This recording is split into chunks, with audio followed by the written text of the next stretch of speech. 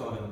നിങ്ങൾ ആദ്യമായിട്ടാണ് എന്റെ വീഡിയോ കാണുന്നതെങ്കിൽ കൂടുതൽ വീഡിയോസിനായി എന്റെ ചാനൽ സബ്സ്ക്രൈബ് ചെയ്യുക. ഇപ്പൊ കഴിഞ്ഞ ക്ലാസ്സിൽ ഞാൻ +2 കെമിസ്ട്രിയുടെ ഏകദേശം പകുതി വരെ എടുത്ത് നിർത്തിയിരുന്നു. ജസ്റ്റ് ഒരു ഇൻട്രൊഡക്ടറി പാർട്ടാണ് ഞാൻ എടുത്തു വെച്ചിരുന്നത്. അപ്പൊ അതിന്റെ കണ്ടിന്യൂഷനാണ് ഈ ക്ലാസ് എടുക്കാൻ പോകുന്നത്. ഇന്ന് നമ്മൾ സ്റ്റാർട്ട് ചെയ്യുന്നത് വേപ്പർ പ്രഷർ എന്ന പോർഷൻ വെച്ചാണ്. വേപ്പർ പ്രഷർ ഈ ചാപ്റ്ററിന്റെ ഇനി അങ്ങോട്ടുള്ള ടോപ്പിക്സിൽ ഫുള്ളായിട്ട് എവിടെയൊക്കെ എന്തൊക്കെ പ്രോസസ്സിൽ വരുന്നുണ്ടോ, അതുപോലെ തന്നെ എവിടെയൊക്കെ എന്തൊക്കെ ലോസ് വരുന്നുണ്ടോ അവിടെ എല്ലാം വേപ്പർ പ്രഷർ എന്ന് പറയുന്ന ഒരു കീവേഡ് വളരെ ഇമ്പോർട്ടന്റ് ആണ്. അപ്പോൾ വേപ്പർ പ്രഷർ എന്താണെന്നാണ് നമ്മൾ ഫസ്റ്റ് പഠിക്കാൻ പോകുന്നത്. അപ്പൊ നിങ്ങൾക്കറിയാം, വേപ്പർ പ്രഷർ എന്ന് പറയുമ്പോൾ ജസ്റ്റ് ഡെഫിനേഷൻ നിങ്ങൾ പഠിച്ചു വെച്ചിട്ടുണ്ടായിരിക്കാം. വേപ്പർ അതിന്റെ ലിക്വിഡ് സർഫസിൽ എക്സേർട്ട് ചെയ്യുന്ന പ്രഷർ, അതാണ് വേപ്പർ പ്രഷർ. അങ്ങനെയൊക്കെ നിങ്ങൾ പഠിച്ചു വെച്ചിരിക്കുന്നത്. വേപ്പർ ലിക്വിഡ് സർഫസിൽ എക്സേർട്ട് ചെയ്യുന്ന പ്രഷറാണ് വേപ്പർ പ്രഷർ എന്നായിരിക്കും നിങ്ങൾ പഠിച്ചു വെച്ചിരിക്കുന്നത്. കറക്റ്റ് തന്നെയാണ്. വേപ്പർ അതിന്റെ ലിക്വിഡ് സർഫസിൽ എക്സേർട്ട് ചെയ്യുന്ന പ്രഷർ. അപ്പോൾ ലിക്വിഡിന് വേപ്പേഴ്സ് ഉണ്ടാവുമോ എല്ലാ കണ്ടീഷൻസിലും? നമുക്കൊരു എക്സാമ്പിൾ ആലോചിക്കാം. അതായത് ഇപ്പോൾ നിങ്ങൾ നല്ല മഴയുള്ള സമയമാണ്. അപ്പോൾ നിങ്ങളുടെ വീട്ടിൽ വാഷ് ചെയ്തിരിക്കുന്ന ഡ്രസ്സൊക്കെ നിങ്ങൾ എന്താ ചെയ്യുന്നത്? വീട്ടിനകത്ത് തന്നെ എന്ത് ചെയ്യും? മാക്സിമം അത് വിരിച്ചിട്ട് ഉണക്കാൻ വേണ്ടി ശ്രമിക്കും. അങ്ങനെ തുണി വിരിച്ചിട്ട് റൂമിൽ ചെല്ലുമ്പോൾ നമുക്ക് നോർമൽ റൂമിനെക്കാട്ടിലും കുറച്ചൊരു തണുപ്പ് ഫീൽ ചെയ്യാറില്ലേ? ഹ്യൂമിഡിറ്റിയാണ് കാരണം. അതായത് ഇവാപറേഷൻ എന്ന് പറയുന്നത് എല്ലാ ടെമ്പറേച്ചറിലും നടക്കുന്ന ഒരു പ്രോസസ്സാണ്. ഇവാപറേഷൻ ഇപ്പോൾ നല്ല ഹീറ്റ് ഉണ്ടെങ്കിൽ മാത്രമല്ല, എല്ലാ ടെമ്പറേച്ചറിലും ഇവാപറേഷൻ എന്ന് പറഞ്ഞ പ്രോസസ്സ് നടക്കും. അങ്ങനെ ആ ലിക്വിഡ് എന്ത് ചെയ്യും? വേപ്പേഴ്സ് ആയിട്ട് മുകളിലോട്ട് പോകും. അപ്പൊ ഇത് തന്നെയാണ് ഇവിടുത്തെ കേസ് എന്ന് പറയുന്നത്. നമുക്ക് വേപ്പർ, അതിന്റെ ഒരു വേപ്പർ, ലിക്വിഡ് ആണ് എടുക്കുന്നത്, ലിക്വിഡിന്റെ വേപ്പർ അതിന്റെ സർഫസിൽ എക്സേർട്ട് ചെയ്യുന്ന പ്രഷർ ആണെന്ന് പറയുന്നത് വേപ്പർ പ്രഷർ എന്ന് പറയുന്നത്. നമുക്ക് എക്സാമ്പിൾ ആയിട്ട് ഒരു ക്ലോസ്ഡ് കണ്ടെയ്നറിനകത്ത് കുറച്ച് ലിക്വിഡ് എടുക്കാം. അപ്പോൾ ക്ലോസ്ഡ് കണ്ടെയ്നറിനകത്ത് കുറച്ച് ലിക്വിഡ് എടുക്കുമ്പോൾ അതിന്റെ മുകളിൽ എന്ത് കാണും? അതിന്റെ സറൗണ്ടിങ്സിൽ എന്ത് കാണും? ആ ലിക്വിഡിന്റെ തന്നെ വേപ്പേഴ്സ് കാണും. ആ വേപ്പർ അതിന്റെ സർഫസിൽ എന്ത് ചെയ്യും? ഒരു പ്രഷർ എക്സേർട്ട് ചെയ്യും. അതിനെയാണ് വേപ്പർ പ്രഷർ എന്ന് പറയുന്നത്. ഈ വേപ്പർ പ്രഷർ നമ്മൾ അല്ലാത്ത കുറെ കണ്ടീഷൻസിൽ യൂസ് ചെയ്യാറുണ്ട്. എക്സാമ്പിൾ ആയിട്ട് പറയുകയാണെങ്കിൽ സോഡ വാട്ടർ. സോഡ വാട്ടർ എങ്ങനെയാണ് നിർമ്മിക്കുന്നത്? പ്രഷർ സീൽഡ് ആയിട്ടുള്ള ബോട്ടിൽസ് ആണ് സോഡ വാട്ടർ ബോട്ടിൽസ് എന്ന് പറയുന്നത്. അതായത് വാട്ടറിനകത്ത് carbon dioxide gas high പ്രഷറിൽ എന്ത് ചെയ്യും? മിക്സ് ചെയ്യിപ്പിക്കും. അതിനകത്ത് ഡിസോൾവ് ചെയ്യിക്കും. അങ്ങനെയാണ് നമുക്ക് സോഡ വാട്ടർ നിർമ്മിക്കുന്നത്. സോഡ വാട്ടറിലും ഇതേ കേസ് തന്നെയാണ് നമ്മൾ യൂസ് ചെയ്യുന്നത്. പ്രഷർ കൂടുതൽ കൊടുക്കുമ്പോൾ എന്ത് ചെയ്യും? അതിനകത്ത് വേപ്പേഴ്സ് കൂടുതലായിട്ട് ഡിസോൾവ് ആവും. അപ്പൊ ഇതിന്റെ ബേസിസിൽ ഒരു ലോ നമുക്ക് പഠിക്കാനുണ്ട്. അതാണ് ഹെൻറീസ് ലോ. നമ്മൾ പ്രഷർ കൊടുക്കുന്ന അനുസരിച്ച് കൂടുതൽ വേപ്പേഴ്സ് ഡിസോൾവ് ആവും. അതായത് സൊല്യൂബിലിറ്റി ഇൻക്രീസ് ആവും. പാർഷ്യൽ പ്രഷർ അല്ലെങ്കിൽ vapour pressure is directly proportional to solubility, അല്ലെങ്കിൽ partial pressure is directly proportional to mole fraction എന്ന് പറയുന്ന ഒരു ലോ ഉണ്ട്. ആ ലോ ആണ് ഹെൻറീസ് ലോ എന്ന് പറയുന്നത്. ഹെൻറീസ് ലോ വെച്ച് ഈ ഒരു കാര്യം മാത്രമല്ല, ഹെൻറീസ് ലോയ്ക്ക് നിങ്ങൾക്ക് എക്സാമിൽ ചോദിക്കുന്ന ക്വസ്റ്റ്യൻ എന്ന് പറയാൻ എന്താണ് ഹെൻറീസ് ലോ എന്ന് ചോദിക്കും. അപ്പൊ ഹെൻറീസ് ലോ എന്താണ്? Partial pressure is directly proportional to mole fraction അല്ലെങ്കിൽ solubility. That is P is directly proportional to chi എന്നാണ് നമ്മൾ മോൾ ഫ്രാക്ഷനെ സൂചിപ്പിക്കുന്നത്. P is directly proportional to chi. നിങ്ങൾ സ്കൂളിൽ എക്സ് എന്ന് പറഞ്ഞാൽ പഠിച്ചിരിക്കുന്നത്, പക്ഷെ അത് കറക്റ്റ് ലെറ്റർ എന്ന് പറയുന്നത് കൈ ആണ്. അപ്പൊ P is directly proportional to chi. Proportionality sign മാറ്റാൻ വേണ്ടി നമ്മളൊരു കോൺസ്റ്റന്റ് ഇൻഡു ചെയ്യും. ആ കോൺസ്റ്റന്റ് ആണ് KH എന്ന് പറയും, ഹെൻറീസ് കോൺസ്റ്റന്റ്. ഈ ഹെൻറീസ് കോൺസ്റ്റന്റ് ഓരോ ഗ്യാസസിനും ഓരോ വാല്യൂ വയ്ക്കും. എല്ലാ ഗ്യാസസിനും ഒരേ ഹെൻറീസ് കോൺസ്റ്റന്റ് ആയിരിക്കത്തില്ല. ഓരോ ഗ്യാസസിന് അനുസരിച്ച് അതിന്റെ നേച്ചർ അനുസരിച്ച് വ്യത്യാസം വന്നുകൊണ്ടേയിരിക്കും. അതുകൊണ്ട് വാല്യൂസും ഡിഫറെന്റ് ആയിട്ട് വരും. അപ്പൊ ഇത് വെച്ച് നിങ്ങൾക്ക് പ്രോബ്ലം ചോദിക്കാൻ ചാൻസ് ഉണ്ട്. പിന്നെ ചോദിക്കാൻ ചാൻസ് എന്ന് പറയുകയാണെങ്കിൽ ഹെൻറീസ് ലോ ആപ്ലിക്കേഷൻസ്, നമ്മൾ എവിടെയൊക്കെയാണ് ഹെൻറീസ് ലോ യൂസ് ചെയ്യുന്നത്. അപ്പൊ ഒന്നാമത്തെ ആപ്ലിക്കേഷൻ ഇപ്പൊ പറഞ്ഞു സോഡ വാട്ടർ. അതായത് നമ്മുടെ സോഫ്റ്റ് ഡ്രിങ്ക്സിലെല്ലാം ഗ്യാസ് മിക്സ് ചെയ്തിട്ടുണ്ട്. അത് ഹെൻറീസ് ലോ യൂസ് ചെയ്തിട്ടാണ്. കാരണം പ്രഷർ കൂടുന്ന അനുസരിച്ച് അതിന്റെ സൊല്യൂബിലിറ്റി കൂടുമെന്ന് അറിയാം. സോ അത് യൂസ് ചെയ്തിട്ടാണ് നമ്മുടെ സോഫ്റ്റ് ഡ്രിങ്ക്സ് എല്ലാം. പിന്നെ വേറെ എവിടെയെങ്കിലും യൂസ് ചെയ്യാറുണ്ടോ? അല്ലെങ്കിൽ വേറെ എവിടെയെങ്കിലും നമ്മൾ റിയൽ ലൈഫ് എക്സ്പീരിയൻസ് ആയിട്ട് നമ്മൾ അറിയാറുണ്ടോ ഈ ഹെൻറീസ് ലോ എവിടെയെങ്കിലും ഉണ്ടെന്ന്? വേറൊരു കേസിലും കൂടെ ഉണ്ട്. അതായത് ഹൈ ആൾട്ടിറ്റ്യൂഡിൽ താമസിക്കുന്ന ആൾക്കാർക്കും അതുപോലെ തന്നെ നല്ല എവറസ്റ്റിലൊക്കെ പോകുന്ന ആൾക്കാർ, മൗണ്ടൻ ഒക്കെ കയറുന്ന ആൾക്കാരും ഒരു പ്രോബ്ലം അവർക്ക് വരാറുണ്ട്. മുകളിലോട്ട് പോകും തോറും എന്ത് സംഭവിക്കും? ആൾട്ടിറ്റ്യൂഡ് കൂടുന്നതോറും പ്രഷർ കുറയും. നമുക്കറിയാം. പ്രഷർ കുറയും, എന്ത് സംഭവിക്കും? അതിനകത്തുള്ള ഓക്സിജന്റെ കണ്ടന്റ് കുറയും. മുകളിലോട്ട് പോകും തോറും പ്രഷർ കുറയും. പ്രഷർ കുറയുമ്പോൾ അവിടുത്തെ എയറിലുള്ള ഓക്സിജന്റെ കണ്ടന്റ് കുറയും. അപ്പൊ നമുക്ക് ശ്വസിക്കാൻ ആവശ്യത്തിനുള്ള ഓക്സിജൻ കിട്ടില്ല. അങ്ങനെ വരുമ്പോൾ നമുക്ക് ചില ഹെൽത്ത് പ്രോബ്ലംസ് വരും. അനോക്സിയ പോലുള്ള പ്രോബ്ലംസ് ആണ് വരുന്നത്. അതായത് പ്രോപ്പർ ആയിട്ട് തിങ്ക് ചെയ്യാൻ പറ്റില്ല. അങ്ങനെയുള്ള പ്രോബ്ലംസ് നമുക്ക് വരും. അത് ഹൈ ആൾട്ടിറ്റ്യൂഡിൽ താമസിക്കുന്ന ആൾക്കാർക്ക് അങ്ങനെ പ്രോബ്ലംസ് വരാറുണ്ട്. മൗണ്ടൻ റേഞ്ചേഴ്സിന് അങ്ങനെ പ്രോബ്ലംസ് വരാറുണ്ട്. അതുപോലെ തന്നെ സ്ക്യൂബ ഡൈവേഴ്സിനും ഇതേ സെയിം പ്രോബ്ലം വരാറുണ്ട്. അവര് സ്ക്യൂബ ഡൈവേഴ്സ് ആണ്, അതായത് നീന്തുന്ന ആൾക്കാർ പോകുമ്പോൾ കുറച്ച് താഴേക്ക്, നല്ല ആൾട്ടിറ്റ്യൂഡ് താഴേക്ക് അവർ നീന്തി ചെല്ലുമ്പോൾ അവർക്കുണ്ടാകുന്ന പ്രഷർ എന്ന് പറയുന്നത്, താഴെ പോകുമ്പോൾ പ്രഷർ കൂടുമ്പോൾ എന്ത് സംഭവിക്കും? കൊണ്ടുപോയിരിക്കുന്ന ഓക്സിജൻ സിലിണ്ടറിനകത്ത് കൂടുതലായിട്ട് ഓക്സിജൻ എന്ത് ചെയ്യും? അവരുടെ ബ്ലഡിലേക്ക് മിക്സ് ആവും. പക്ഷെ ചില സമയത്ത് പെട്ടെന്ന് അവർക്ക് മുകളിലേക്ക് പൊങ്ങി വരേണ്ടി വരും. ആ ടൈമിലോ ഈ ഓക്സിജന്റെ അളവിന് വ്യത്യാസം വരും. അതായത് കൂടുതൽ വരുന്നു, കുറവ് വരുന്നു, അങ്ങനെ ആ ഓക്സിജന്റെ കണ്ടന്റ്, ഡിസോൾവ് ആകുന്ന കണ്ടന്റിന് വ്യത്യാസം വരും. ഇങ്ങനെ കണ്ടന്റിന്റെ പ്രോബ്ലം വരികയാണെങ്കിൽ അത് ബെൻഡിങ് പോലുള്ള ഹെൽത്ത് പ്രോബ്ലംസിന് വരാൻ ചാൻസ് ഉണ്ട്. അങ്ങനെ വരാതിരിക്കാൻ വേണ്ടി 36% ഓക്സിജൻ മാത്രമേ ഓക്സിജൻ സിലിണ്ടറിനകത്ത് ഇൻക്ലൂഡ് ചെയ്യാറുള്ളൂ. ബാക്കി നൈട്രജനും ഹീലിയം ഒക്കെ ആയിരിക്കും മിക്സ് ചെയ്ത് വെക്കുന്നത്. അപ്പൊ അതാണ് ഹെൻറീസ് ലോയുടെ ആപ്ലിക്കേഷൻ എന്ന് പറയുന്നത്. ഇനി ഹെൻറീസ് ലോ കഴിഞ്ഞിട്ട് നെക്സ്റ്റ് നമുക്ക് വേണമെങ്കിൽ, അതുപോലെ ഹെൻറീസ് ലോയ്ക്ക് ഒരു ഗ്രാഫും കൂടെ ഉണ്ട്. ആ ഗ്രാഫും ഈ ഫിഗറിനകത്ത് കൊടുത്തിട്ടുണ്ട്, ഗ്രാഫിക്സ് ആയിട്ട് കൊടുത്തിട്ടുണ്ട്. അതുകൊണ്ട് നിങ്ങൾ ശ്രദ്ധിക്കുക ഗ്രാഫ് എങ്ങനെയാണ് ചെയ്യുന്നത്. അതുപോലെ നെക്സ്റ്റ് വരുന്നൊരു കേസാണ് റൗൾസ് ലോ എന്ന് പറയുന്നത്. റൗൾസ് ലോ വളരെ ഇമ്പോർട്ടന്റ് ആയിട്ടുള്ള ഒരു ലോ ആണ്. റൗൾസ് ലോ ബേസ് ചെയ്ത് നമുക്ക് എപ്പോഴും എല്ലാ വർഷവും എക്സാമിന് ക്വസ്റ്റ്യൻ ചോദിക്കുന്നതാണ്. അപ്പൊ ഈ ഹെൻറീസ് ലോയുടെ ഒരു എക്സെപ്ഷണൽ കേസാണ് റൗൾസ് ലോ എന്ന് പറയുന്നത്. ഈ റൗൾസ് ലോയ്ക്കകത്ത് പറയുന്നത് പാർഷ്യൽ പ്രഷർ എന്ന് പറയുന്നത് മോൾ ഫ്രാക്ഷന്റെയും അതുപോലെ തന്നെ പാർഷ്യൽ പ്രഷറോ പ്യുവർ ആയിട്ടുള്ള സോൾവെന്റിന്റെ പാർഷ്യൽ പ്രഷറിന്റെയും പ്രോഡക്റ്റിന് ഈക്വൽ ആയിരിക്കും. അതായത് നമ്മളിപ്പോ സോൾവെന്റിന്റെ പാർഷ്യൽ പ്രഷർ ആണ് കണ്ടുപിടിക്കുന്നതെങ്കിൽ സോൾവെന്റിന്റെ പാർഷ്യൽ പ്രഷർ എന്ന് പറയുന്നത് മോൾ ഫ്രാക്ഷന്റെയും സോൾവെന്റ് പ്യുവർ പാർഷ്യൽ പ്രഷറിന്റെയും കൂടെ പ്രോഡക്റ്റ് ആയിരിക്കും. That is PA = P0A × Ka. അങ്ങനെ ആയിരിക്കും. അതുപോലെ നമ്മളിപ്പോ സൊല്യൂട്ട് ആണ് എടുക്കുന്നതെങ്കിലോ, സൊല്യൂട്ട് എടുക്കുമ്പോൾ നമ്മൾ B എന്നാണ് സൂചിപ്പിക്കുന്നത്, സോൾവെന്റ് എടുക്കുമ്പോൾ A. ഇപ്പൊ സൊല്യൂട്ട് ആണ് നമ്മളിപ്പോ കൺസിഡർ ചെയ്യുന്നതെങ്കിൽ partial pressure of solute PB = എന്ത് വരും? P0B × Kb. അതായത് പ്യുവർ ആയിട്ടുള്ള സൊല്യൂട്ടിന്റെ pressure into vapour pressure into mole fraction of the solute. അങ്ങനെയായിരിക്കും എടുക്കുന്നത്. അപ്പൊ ടോട്ടൽ വേപ്പർ പ്രഷർ എന്ന് പറയുന്നത് P of the solvent plus P of the solute. ഇങ്ങനെയായിരിക്കും കണ്ടുപിടിക്കുന്നത്. അപ്പൊ ഇതാണ് റൗൾസ് ലോ എന്ന് പറയുന്നത്. അപ്പൊ റൗൾസ് ലോ ബേസ് ചെയ്ത് ഒരു ഗ്രാഫും കൂടെ ഉണ്ട്, ഗ്രാഫ് കൊടുത്തിട്ടുണ്ട്. ഗ്രാഫ് വളരെ ഇമ്പോർട്ടന്റ് ആണ്.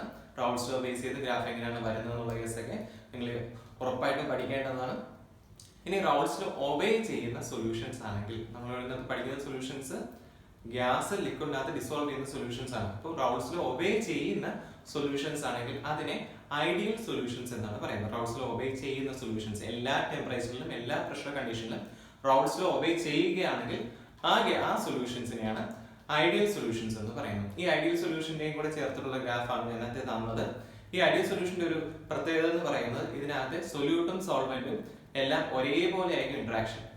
സൊല്യൂട്ട് സോൾവെന്റ് ഇന്ററാക്ഷനും സോൾവെന്റ് ഇന്ററാക്ഷനും മോളിക്യൂൾസിന്റെ ഇന്ററാക്ഷനും സൊല്യൂട്ട് മോളിക്യൂൾസിന്റെ ഇന്ററാക്ഷനും എല്ലാം ഈക്വൽ ആയിരിക്കും.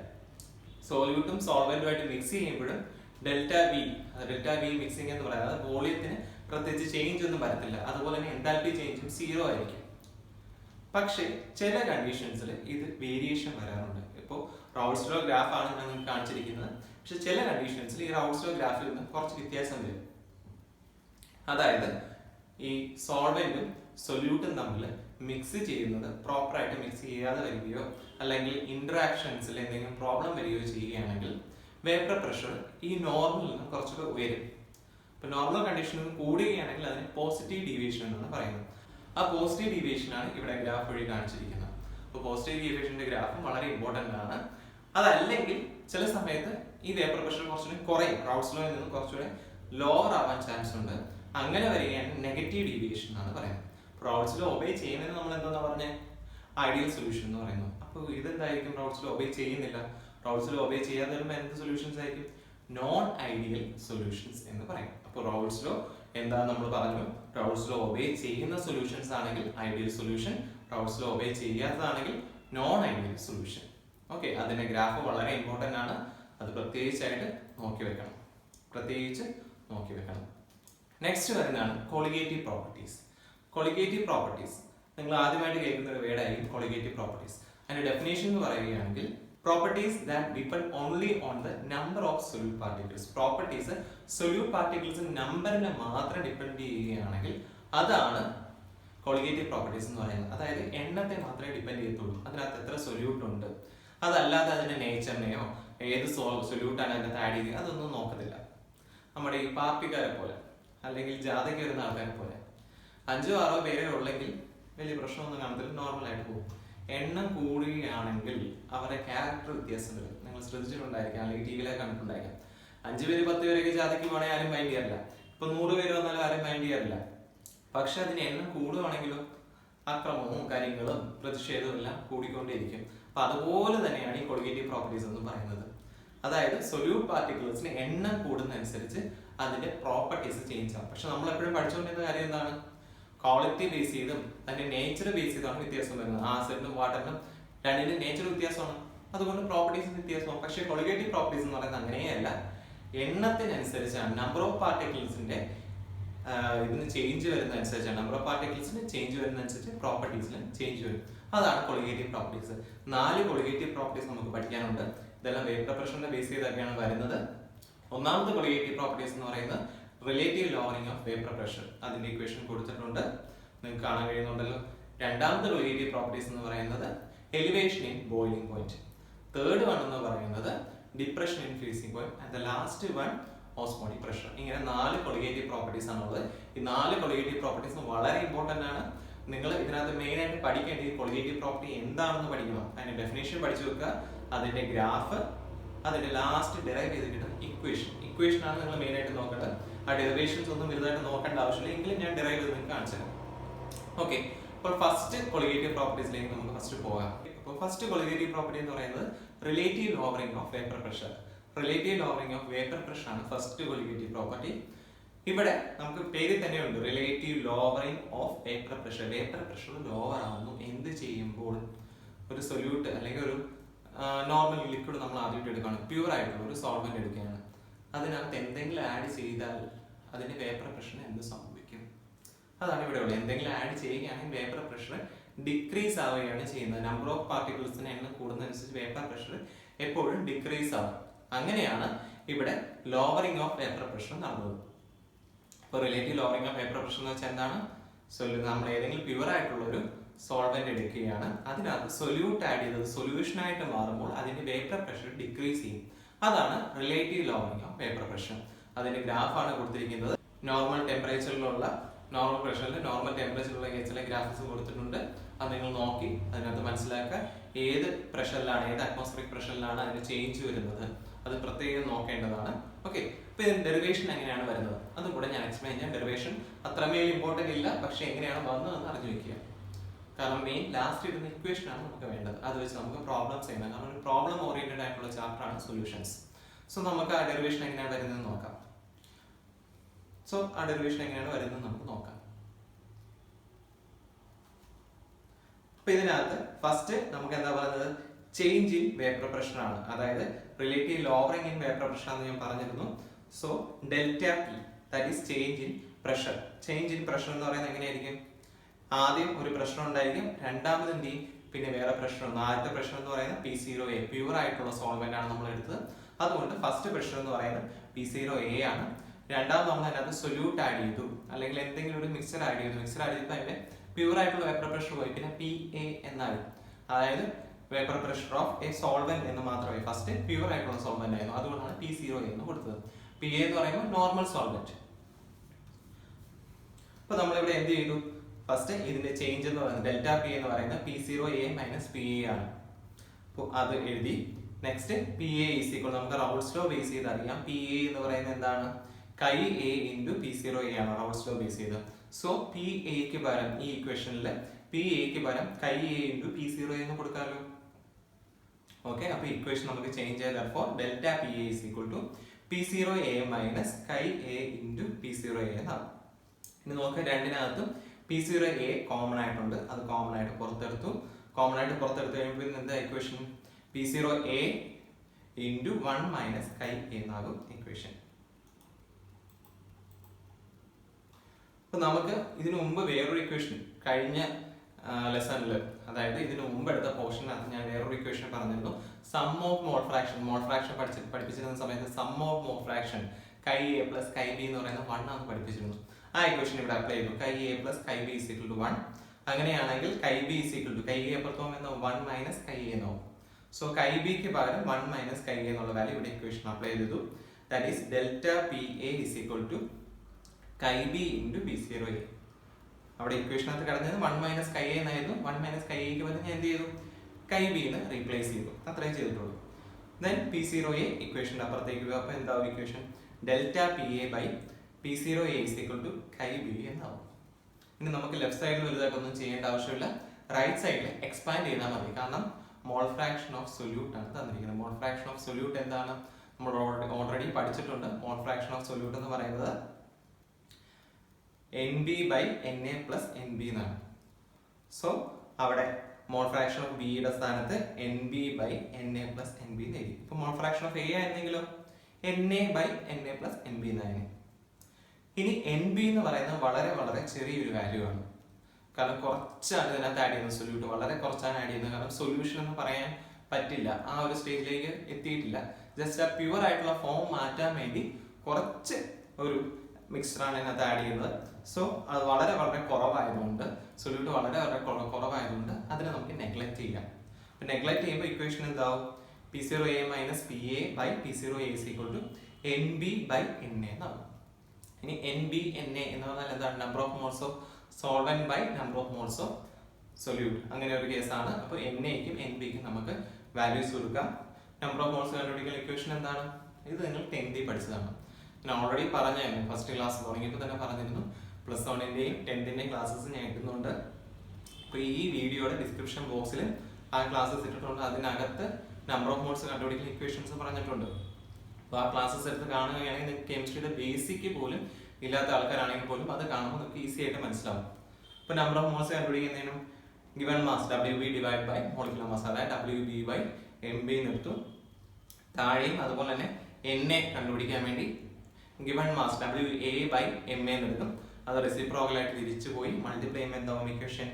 P zero A minus P A by P zero A is equal to W B into M A divide by M B into W A എന്നാവും.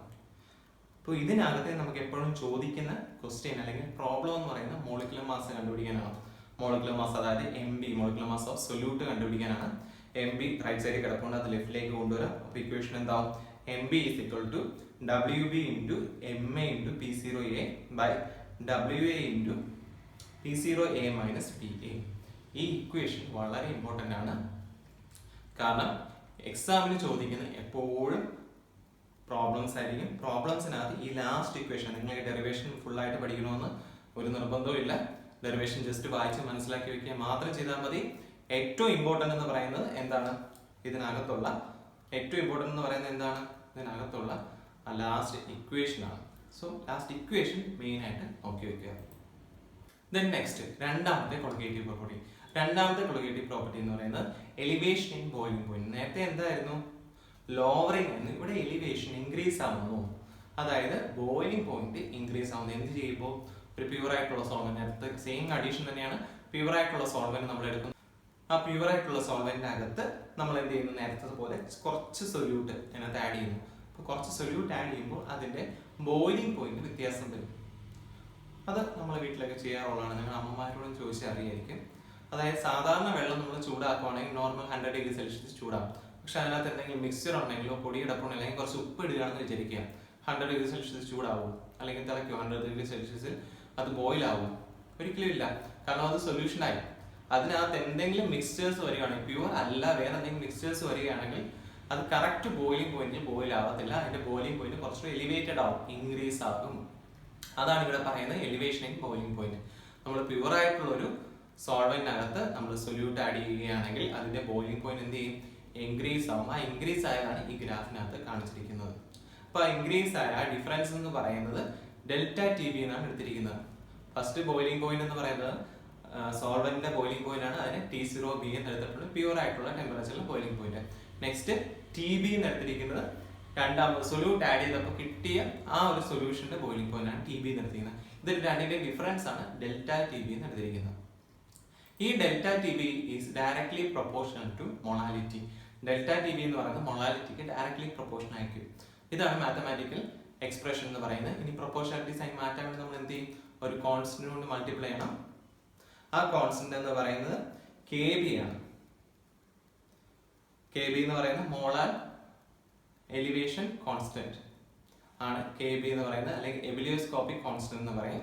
സോ ഇക്വേഷൻ നോക്കിക്കോളും, delta T B is equal to KB into M എന്ന് പറയും. Molality ആണ് M, അത് നിങ്ങൾക്ക് അറിയാമല്ലോ.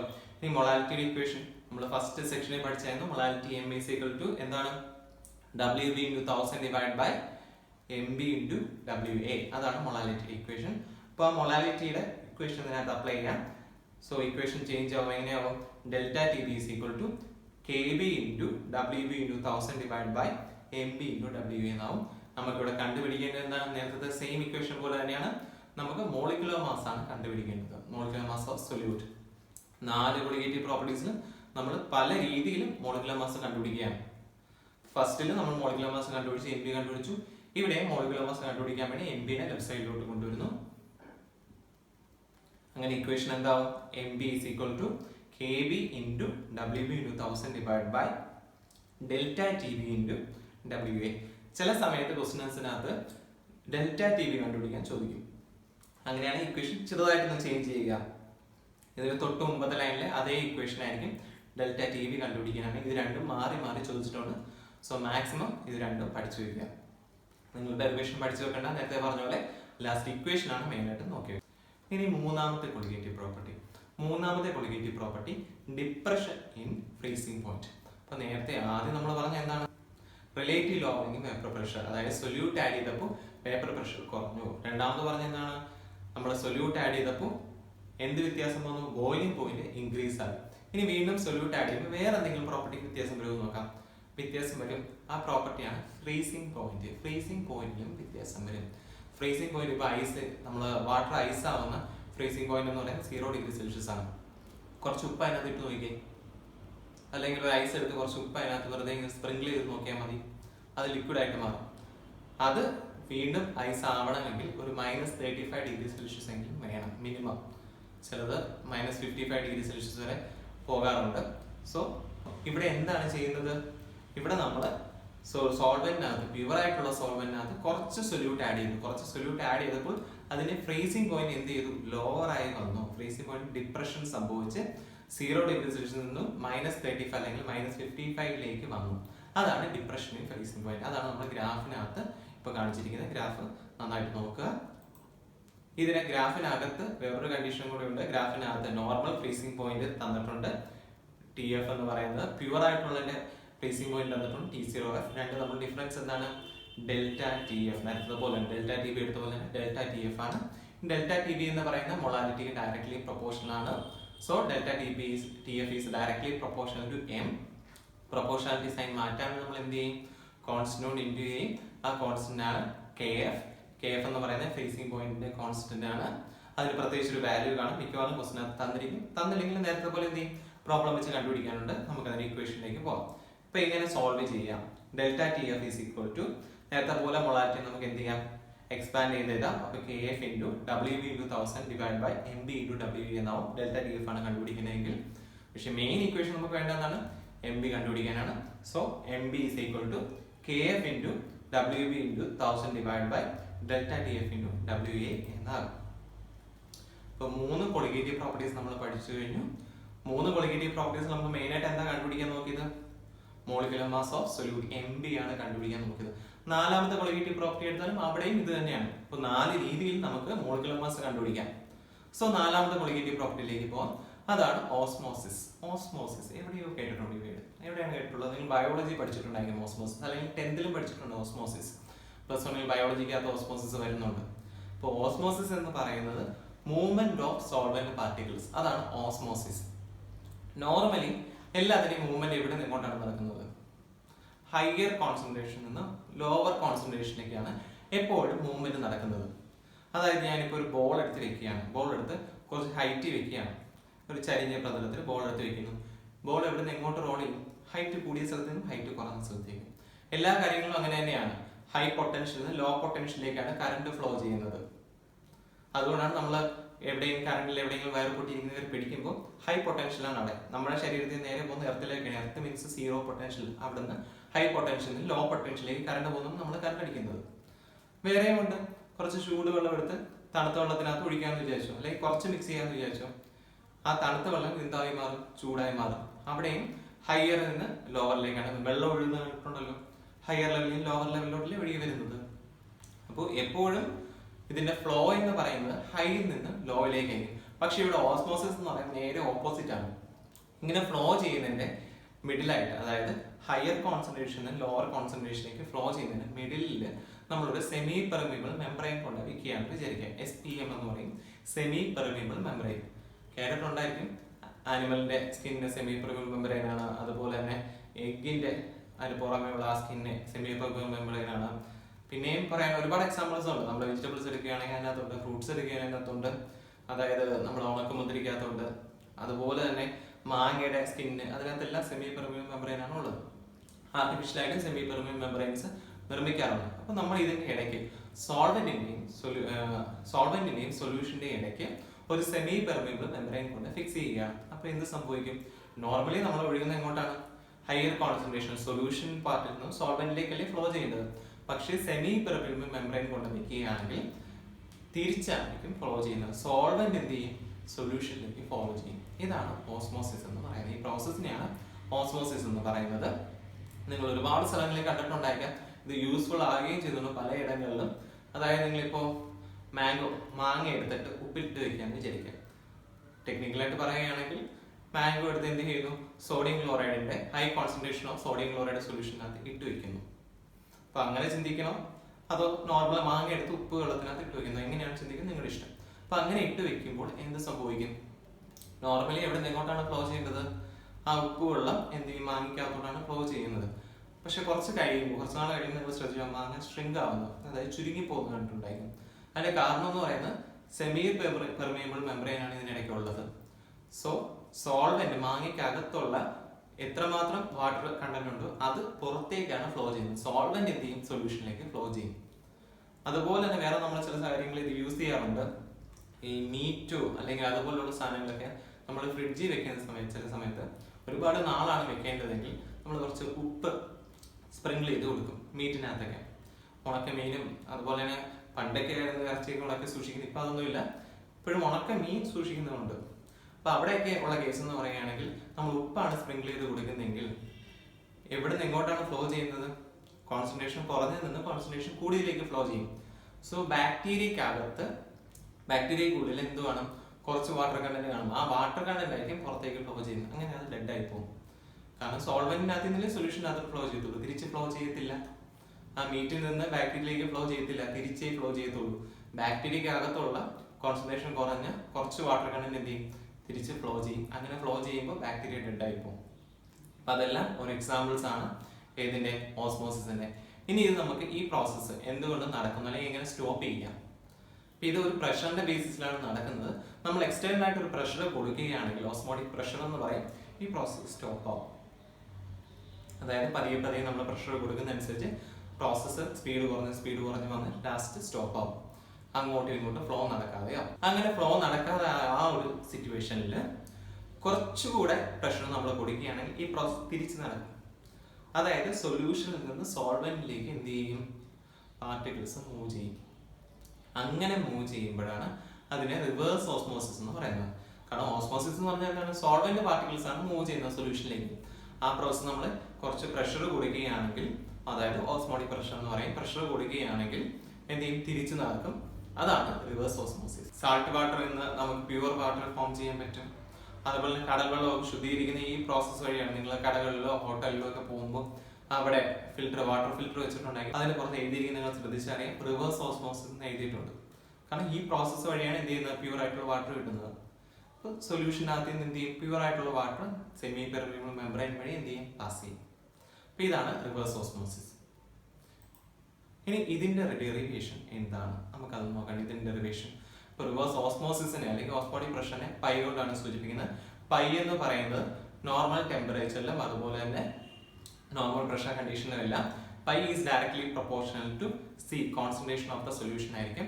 അപ്പൊ ഈ പ്രൊപ്പോർഷണാലിറ്റി സൈൻ മാറ്റാൻ വേണ്ടിയാണ് നമ്മൾ എന്ത് ചെയ്യുന്നത്? യൂണിവേഴ്സൽ ഗ്യാസ് കോൺസ്റ്റന്റ് R കൊണ്ട് നമ്മൾ ഇൻഡ്യൂ ചെയ്യുന്നത്. Pi is equal to CRT എന്ന് കിട്ടും. ഇനി C എന്ന് പറയുന്നത് കോൺസെൻട്രേഷൻ ആണ്. കോൺസെൻട്രേഷൻ നമ്മൾ എങ്ങനെ കണ്ടുപിടിക്കും? Number of moles of solute in 1 litre of a solution, NB/V എന്ന് പറയും. അപ്പോൾ N B by B R T എന്നാകും. വി ലെഫ്റ്റ് സൈഡിലേക്ക് കൊണ്ടുപോകുമ്പോൾ pi V is equal to N B R T എന്നാവും. ഇനി എൻ ബി എന്ന് വെച്ചാൽ എന്താണ്? മോൾ ഫ്രാക്ഷൻ ഓഫ് സൊല്യൂട്ട് ആണ്. എൻ ബി നമുക്ക് കണ്ടുപിടിക്കാൻ ഇക്വേഷൻ ഉണ്ട്. നമ്മൾ ഫസ്റ്റ് ക്ലാസ്സിലെ പോർഷനകത്ത് പഠിച്ചിരുന്നു. എൻ ബി എന്ന് പറയുന്നത് W B by M B ആണ്, given mass by molecular mass. അപ്പൊ എന്താവും?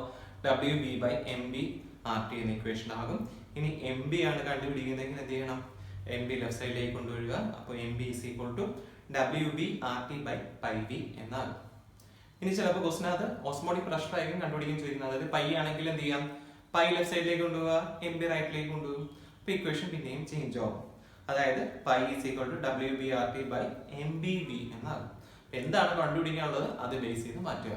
അപ്പൊ ഇതിനകത്ത് നമ്മൾ എന്ത് കണ്ടുപിടിച്ചു? മോളിക്കുലർ മാസ് കണ്ടുപിടിക്കുന്ന ഇക്വേഷൻ ഒക്കെ പഠിച്ചു. അപ്പോൾ 4 പ്രോസസ് നമ്മൾ പഠിച്ചു. 4 കൊളിഗേറ്റീവ് പ്രോപ്പർട്ടീസ് ആണ് പഠിച്ചത്. 4 കൊളിഗേറ്റീവ് പ്രോപ്പർട്ടീസിലും എന്ത് കണ്ടുപിടിച്ചു?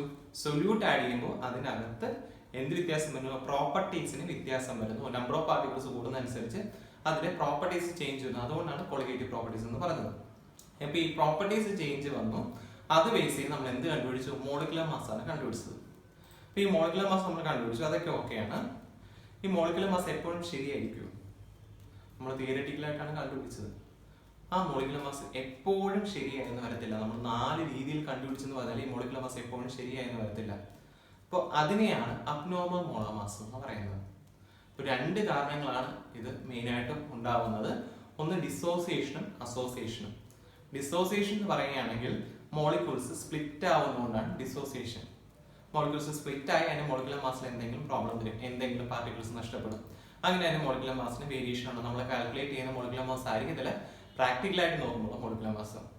ഇനി അസോസിയേഷൻ എന്ന് പറയുകയാണെങ്കിൽ എന്ത് ചെയ്യും? ഫ്യൂഷൻ നടക്കും. ആറ്റംസ് കമ്പൈൻ ചെയ്യുമ്പോഴും ഇതുപോലെ എനർജി ആയിട്ടോ ഇലക്ട്രോൺസ് ആയിട്ടോ എന്തെങ്കിലുമൊക്കെ എന്ത് ചെയ്യും? സ്പ്ലിറ്റ് ആയി പോകും. അതുപോലെ തന്നെ ഇമ്പോർട്ടന്റ് ആയിട്ടുള്ള പോർഷനാണ് വാൻ ഹോഫ് ഫാക്ടർ എന്ന് പറയുന്നത്. ഞാൻ നേരത്തെ പറഞ്ഞിരുന്നു, അബ്നോർമൽ മോളാർ മാസസ് കാണിക്കും. നോർമൽ മോളിക്കുലർ മാസിൽ നിന്ന് ഒരു വേരിയേഷൻ കാണിക്കും. ഡിസോസിയേഷനോ അസോസിയേഷനോ കാരണമായിരിക്കും ഈ ഒരു വേരിയേഷൻ കാണിക്കുന്നത്. ഇതായിരിക്കും അബ്നോർമൽ മോളാർ മാസ് എന്ന് പറയുന്നത്. ഇത് വാൻ ഹോഫ് ഫാക്ടർ വെച്ചാണ് കണ്ടുപിടിക്കുന്നത്. വാൻ ഹോഫ് ഫാക്ടർ വെച്ച് കണ്ടുപിടിക്കുമ്പോൾ നോർമൽ കൊളിഗേറ്റീവ് പ്രോപ്പർട്ടി കാണിക്കും. അതായത് normal mass by abnormal mass ഇത് ഡിവൈഡ് ചെയ്തിട്ടാണ് നമ്മൾ എന്ത് ചെയ്യുന്നത്? എത്രമാത്രം അബ്നോർമാലിറ്റി ഉണ്ട്, എത്രമാത്രം ചേഞ്ച് ഉണ്ട്, വേരിയേഷൻ ഉണ്ടെന്ന് കണ്ടുപിടിക്കുന്നത്. സോ അതാണ് വാൻ ഹോഫ് ഫാക്ടർ എന്ന് പറയുന്നത്. നമുക്ക് കിട്ടിയ molecular mass divide by abnormal molecular mass. ഇനി നമുക്ക് കിട്ടുന്ന വാൻ ഹോഫ് ഫാക്ടർ എന്ന് പറയുന്നത് 1നേക്കാൾ ചെറുതാണെങ്കിൽ അത് അസോസിയേഷൻ, 1നേക്കാട്ടിൽ ഗ്രേറ്റർ ആണെങ്കിൽ അത് ഡിസോസിയേഷൻ, 1 ആണെങ്കിൽ നോ ചേഞ്ച്. ഓക്കെ, അപ്പോൾ ഇന്നത്തെ ക്ലാസ് എല്ലാവർക്കും മനസ്സിലായെന്ന് വിചാരിക്കുന്നു. എന്തെങ്കിലും ഡൗട്ട് ഉണ്ടെങ്കിൽ നിങ്ങൾ കമന്റ് ബോക്സിൽ കമന്റ് ചെയ്യുക. ഈ കൂടുതൽ വീഡിയോസിനും ക്ലാസ്സസിനുമായി ഇതുവരെയും കമന്റ് ചെയ്യാത്തവരുണ്ടെങ്കിൽ, ഇതുവരെയും സബ്സ്ക്രൈബ് ചെയ്യാത്തവരുണ്ടെങ്കിൽ വേഗം സബ്സ്ക്രൈബ് ചെയ്യുക. ഓക്കെ, നെക്സ്റ്റ് വീഡിയോയിൽ കാണുമ്പോഴേക്കും ബൈ.